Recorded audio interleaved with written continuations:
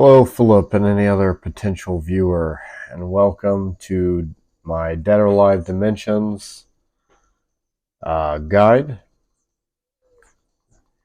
Dead or Alive Dimensions, this is a Kasumi guide, and what I'm going to do is show a basic version of how I break down a character and some of the most important parts of Dead or Alive Dimensions that do correlate with a lot of the other DOAs. So I'm hoping this will help you out a lot. With that being said, Lorelei is going to be what we use for our stage because there is a lot to the stage.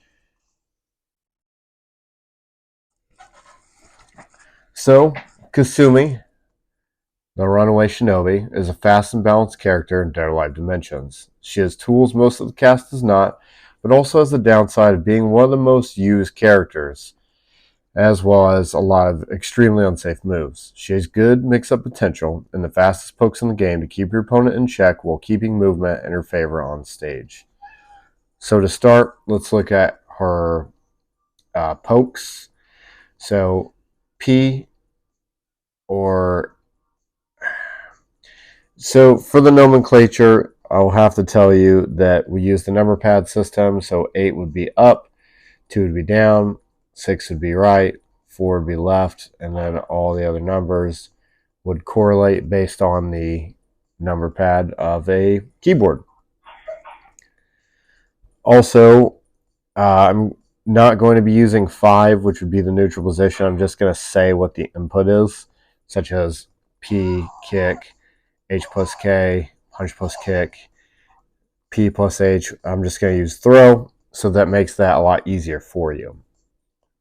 So generally for pokes, to start, punch is 9 frames, which is the fastest in the game. 6P would be 11 frames, which is one of the fastest mids in the game. And her 2P would be 12 frames, which is also one of the fastest low pokes in the game. Her long range pokes would be 3K, 1P, or 2K.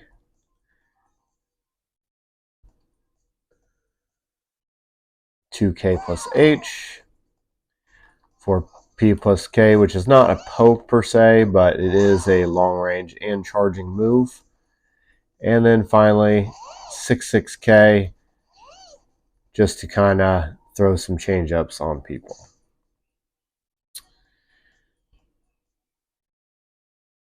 Her burst options are K plus H, K as like a get off me tool, or her 6P 2K, which you tend to see people get used to, but they are very nice to throw people off guard.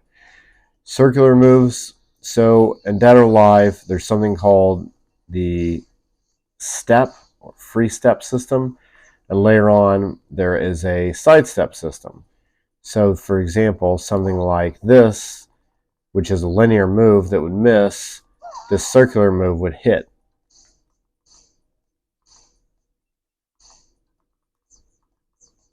So it's really important. There are a lot of moves, but I really don't want to go through all of them. I'm just not going to. Wake up. So she has two kinds of special wake ups. She has her low kick and her mid kick, but she has an extension. She's the only character in the game that has an extension on her mid kick. Let's get knocked down.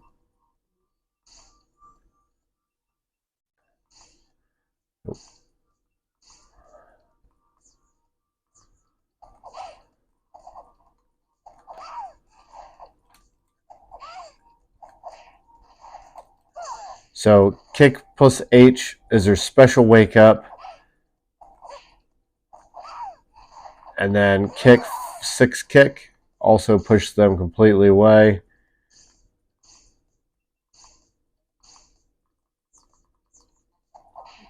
Which makes it really cool that she has several wake up options, let alone her low kick and or all of her normal teching stuff.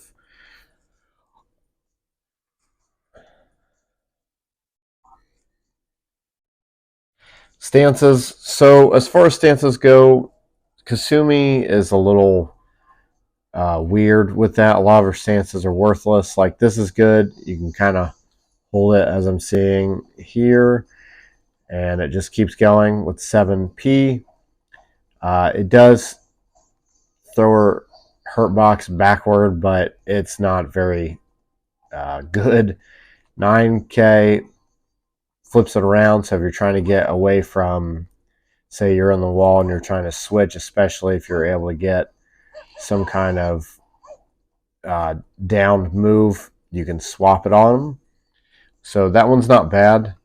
Her her 9 punch in this one's not very good, but it does have this kick follow up. There's a high in this game, which is not good, but in later ones she gets it to a mid kick. Makes a lot more better. And then her running stance off of K plus H holding forward, punch plus kick holding forward, punch, 6 punch holding forward. All of those with the running stance can go into several options, which are very good because she literally has an option for everything.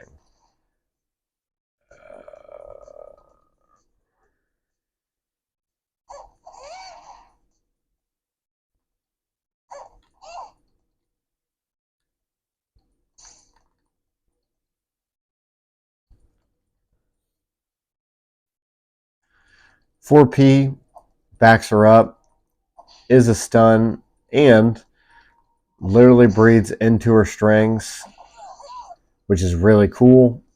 Do use that carefully because you are stuck in strings. So until you get strings normalized, it's just going to be a bit harder to utilize, but I like it a lot. It is very, very good. Also understand that back facing is considered a stance. There are several moves from it that are important. I'm not going to go through all of them, but there's a couple just so that you're aware that they do exist and that they are important for different reasons. Her throw, 3-3 throw, is definitely her strongest throw in this one. Her quarter circle forward throw is her launcher. Her back throw would be her normal punish throw or 7 frame.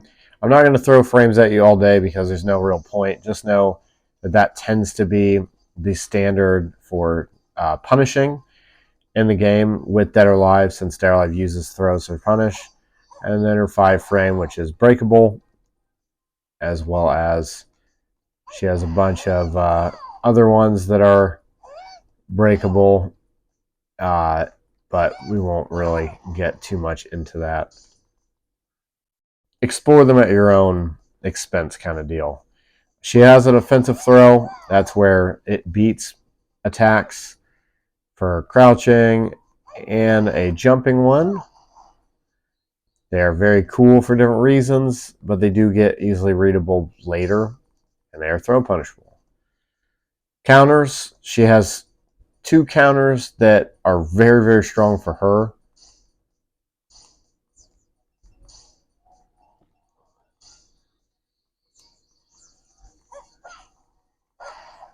A mid kick that launches,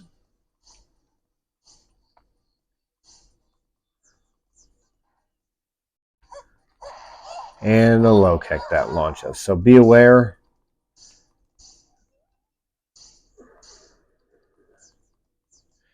It's kind of a big deal because any character in Dead or Alive has special they have special counters, and they literally are good against characters that utilize those more. So be aware of that. That's actually something you need to know for matchups later on. So kind of a neat thing, but for now it's a little too deep. All right, as far as your stuns go, I'm going to give you 4. There are way more, but these are just your standard from hit stun. Your 8 punch, 6XP. 8 punch is a mid punch. 6XP is a high. 6K is a mid. And even though it's a 3-way hold and any other DOA, from 2U and up. It is a 4-way hold, so it's very important to know a mid-kick version and add that to your play as like a mix-up from your other mid. And then for your low, 1 kick. Now, 1 kick is not going to give you a full guaranteed hit like all the other ones, but it does give you a lot of frame advantage. So it's still very good. I still would put it in my mix-up so you can buffer into things. It's a big deal. And it's a very common Kasumi tool. All right.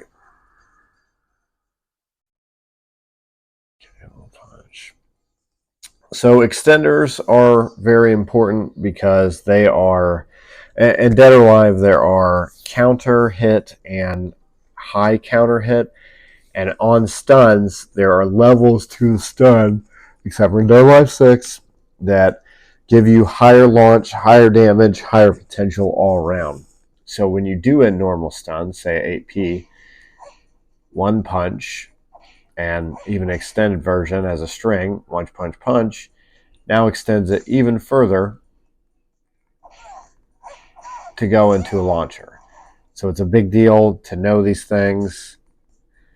Another one as an extender would be punch plus kick, which would lead into your running stuff or just straight up a heavy stun. And then say 3K, and then maybe kick. There are many things. Either that or 4 kick, which is a heavy stun on neutral. So be aware that there are many ways to play, but the more people are in the air, the more likely they can't do damage to you or counter back, because that is extremely easy to do. With that being said, you need low launchers in order to get somewhere with this. So 8 kick is a 12 frame launcher, which is very fast. So I highly recommend that you add that very quickly. It is a high, so it's easy to get ducked under, but it is very important as well just to do it. 3-3P is her slowest launcher, but it does crush under some highs, but it is very slow. 2-3-6P is a high that actually crushes, but it doesn't crush as much as you see Kasumi ducks really far under with this one. She does with this, but it's much more brief. 3-3 kick on stun launches, and that would be her mid kick stun. Same thing, just like with the stun, you're trying to utilize things as a mix-up for all of the DOAs so you have the good habits. Also, 6 kick does launch if it's already in stun instead of just being a stun. So just be aware of that. And then on top of that, 3K plus H or strong kick does launch, but you also have to be stunned first. And there are different stipulations for it, which is why she just has a ton of things that stun that are built in, but you need to find them, and there are a lot of stipulations, and it is a very hard thing to try to go through all of it. But since this is a basic guide and not a how to completely play her, I just want to get you there. 4 KP also has a built-in stun. Just be aware that exists in strings because she has a ton, as you see, that are all the very things that you recognize.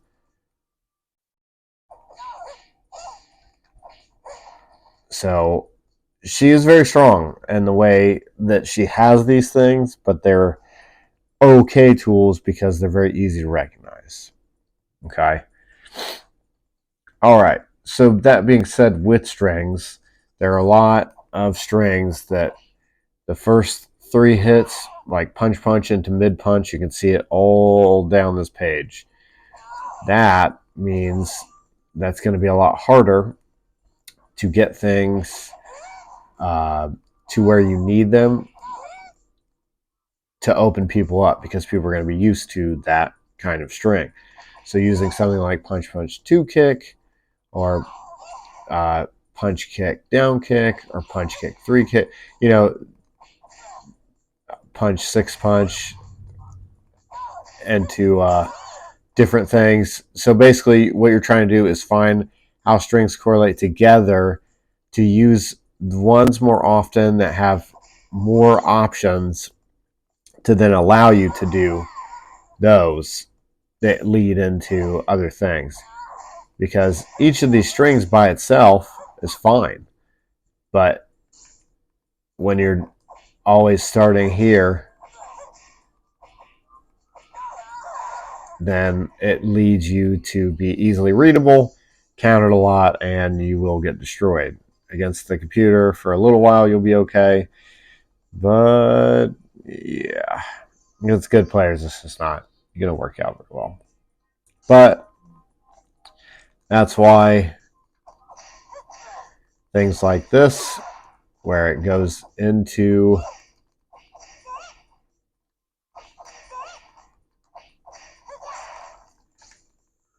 different options and still does what you want in the first place, like the singular moves, helps you to kind of build more game plans and layer out what it is you're trying to accomplish. That's what leads to different ideas that can still do the same thing, just, slightly different path. So wall splat and the environment itself that we're going to get into, DOA is very, very dangerous, and environments are really everything. So wall splats especially matter.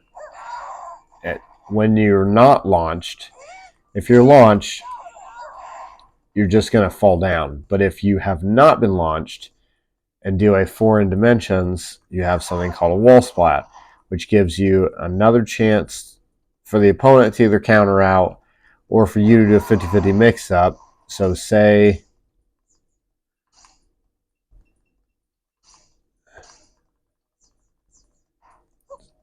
they're like, oh crap, I got to get out.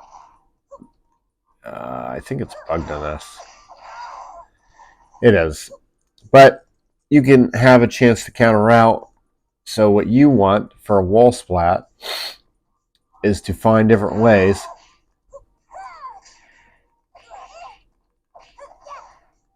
basically to put pressure on them. So 2P off of a wall splat literally resets back to neutral. And then you can also do a launcher of the different breeds and still have this this pressure situation, because walls are the most basic form of where you don't want to be and where you want your opponent to be, right? Hello, cat. Little Perseus.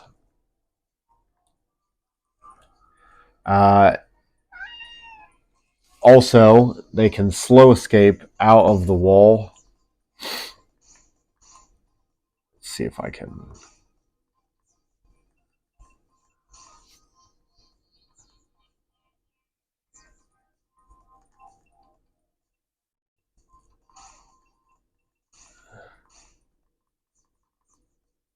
Well, in this DOA, I can't seem to get it to slow escape or stagger escape out, which is kind of a bummer. But I will say that with the wall splat, let's see if I can get her to do it to me.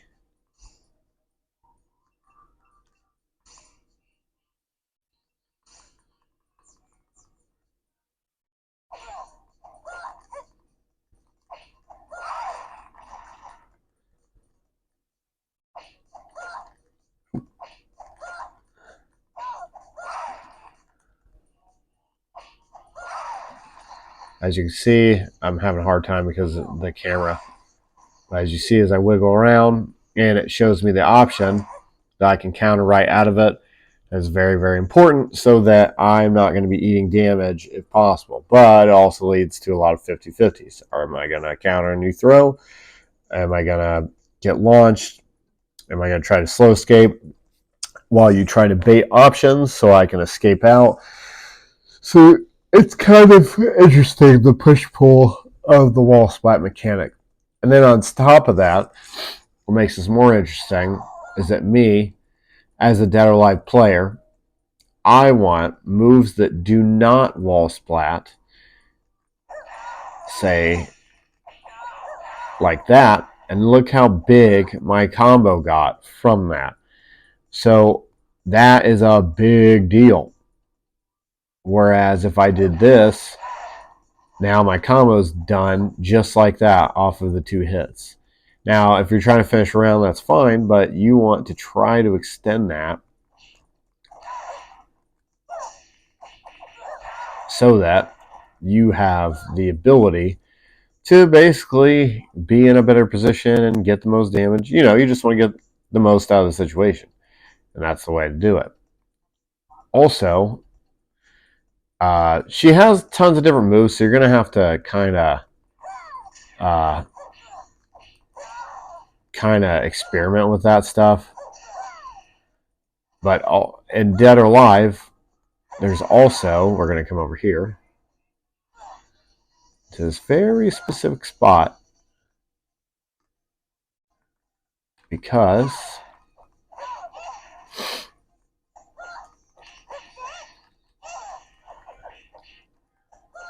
these are hop over walls. So this allows you to restart a combo, have like a heavy stun,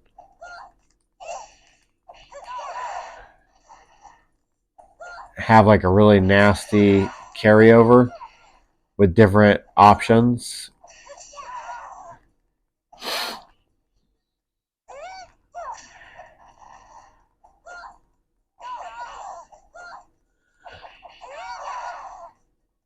As you see, I'm free stepping to dodge her mid punch. But if they don't do anything, then you have the chance to grab them or work into, while they slow escape, you can trap them into throws, or there's just a lot of mix-up potential. And wall hops are prevalent in later DOAs. So it's just a mechanic you need to be aware exists, because you will be dealing with it. Okay. Moving on. No matter how much I ramble, I'm just going to let this play out, I suppose. Hills. So this was super prominent in DOA 2 and 3. It's not very around anymore with the other DOAs because they realize how powerful hills can be. So the idea is, say on a flat surface like this, if I do a combo, see how I missed the final punch? If we come over here, basically if you hit the hill just right, I will have enough. I'm too far. This hill is very small, so that's why it's not that relevant, but since Lorelei has it, I would rather try to showcase the hill tech. As you see, I get the hit. I changed the stun a little bit, but it didn't matter. It would have done the same thing, just because I was able to catch the launch on the top of the steps, and because of the height addition from here to here, I have that extra height distance to finish with this string, which is really cool. Know that's aware. That's hill tech basically in a nutshell. You don't want to be on this side because you're going to have your normal combos drop while going up the hill, but you definitely want it here. All right. So force teching. So that is where you hit them and they are forced to get up without being able to pick an option. This is really good offensively. It's not as prominent in Dead or Alive, like 5 and 6. The techs aren't a totally forced thing. There are a few that are guaranteed, but it is pretty rare. But in DOA 4, in Dimensions, it's actually pretty common. But if you miss a tech, this is still very prevalent, and that's why this matters in all DOAs. Basically, you can do 2 hits, and now you forced them up. And hey, look, I had the advantage, so now I pushed him. So a seemingly random move put me not only an advantage, but gave a ton of damage as well. Because I got to be as the offender, forcing you to have to pick or try to react to my options, which is really hard when you're just waking up, which is scary. Now we've gone through pretty much the bulk of what I wanted to show you. I'm going to show you a couple combos, starter combos. I know this isn't everything. I know I didn't go through it all like I quote unquote kind of wanted.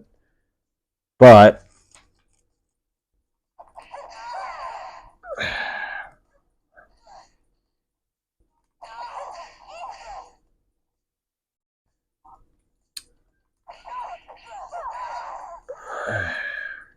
the one final note before I go into the few combos I'm going to show you is that when a combo looks like a string looks like this, because it doesn't look like her other combos or her other strings, it makes it, in my opinion, a good string because it's a nice mix-up. I wouldn't use it very often, but that's the whole point of opening people up with rare strings that you don't normally use.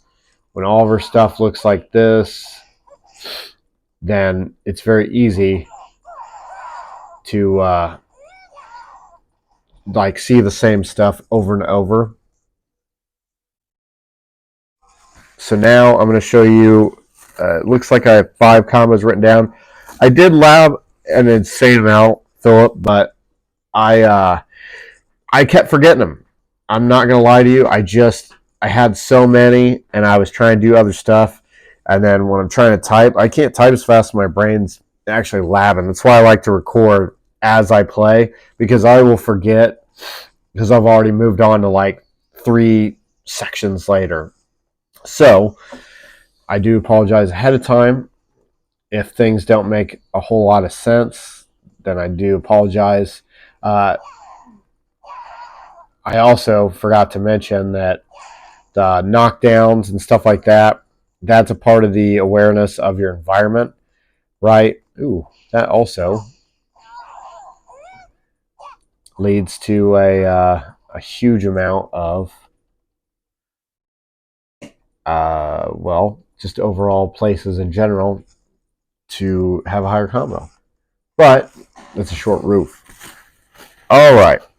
Combos. Yeah, I know, I'm distracted. It's easy to do.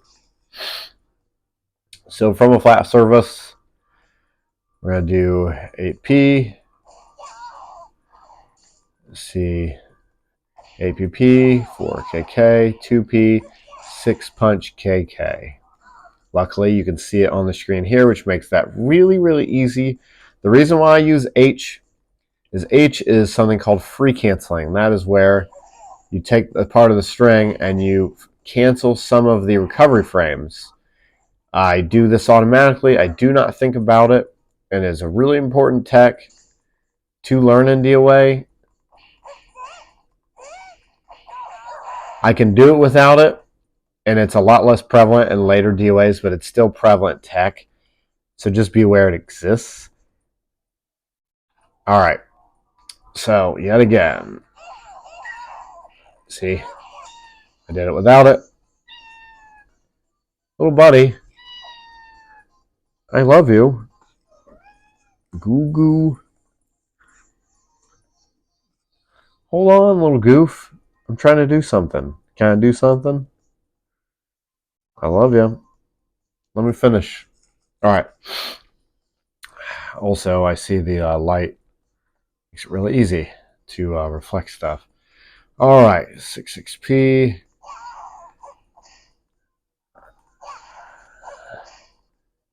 1pp. That's not going to work.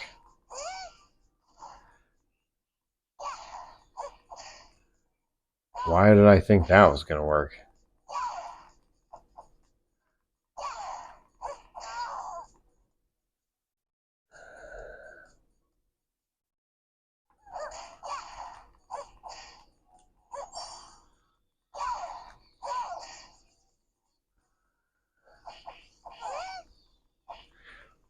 Also, Philip, for this next combo, I'm going to show you invisible walls. So you have normal walls and you have things called invisible walls. So like the bottom of the stairs and weird openings where there is not a wall, but there is.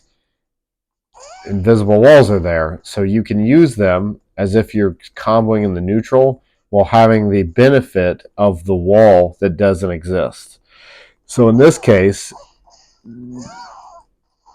I'm able to get this combo, right, with the wall, the invisible wall holding them in place. It's kind of neat. There's just too much tech to this game I forget exists.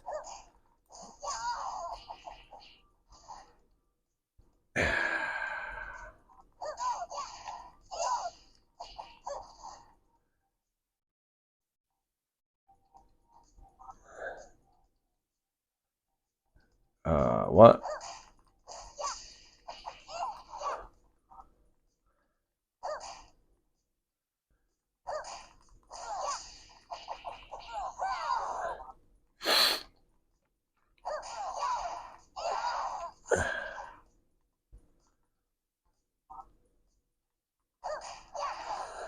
Oops. Okay. Again, if I'm not saying, at least the nomenclature is here, which makes that really easy.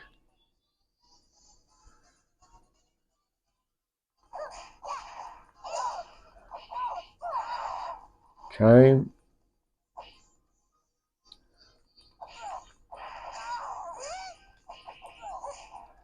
All right. So there's some good starting combos for you.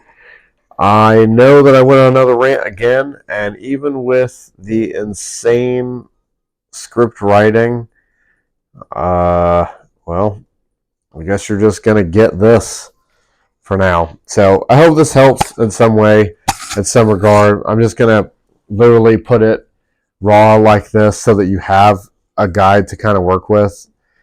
And I don't think I did too bad considering I did write most of it. Of course, getting rid of the pauses would be nice and all that, but this is at least helpful enough to get you started on it and kind of give you an idea of, well, things going on, because I never stop having ideas on what the hell is going on in DOA. So thanks for listening, Philip. And if you like it, let me know, and maybe I'll make a refined version, because I want to keep working on it and cleaning it up, but I can't do it in one night. It would probably take me all week. It just is what it is. But all right. Love you. Enjoy DOA. All right. Peace out.